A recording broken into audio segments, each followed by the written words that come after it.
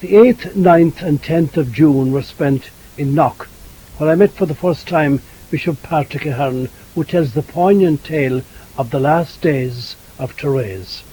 The bed sheets, of course, were drenched in perspiration, and just as she was holding her while another sister was changing the sheets, the prioress came along, Mother Gonzaga at that time, and she said, "Ooh,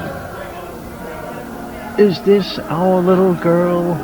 What has happened?" And Therese laughed. She said, "Un squelette, une squelette," a skeleton. But she laughed in the face of death. And she was in pitch black darkness,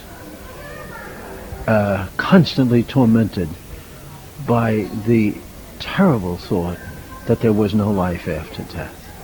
That when she took her last breath, that was the last of her. It was a terrible temptation. She wrote out the Apostles' Creed on a little piece of paper in her blood. She put it close to her heart inside the habit, and that was her act of faith for a year and a half, daily. Just that piece of paper. And then they said that when she died that her face changed. Oh, yes. She evidently had a kind of ecstasy, her one and only. Well, she had another something like an ecstasy. She was not characterized by extraordinary things like ecstasies and visions and all that, and she didn't want them.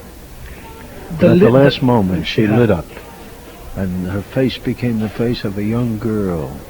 They have a photograph of her because she's the most documented saint in history. There are 47 photographs of her.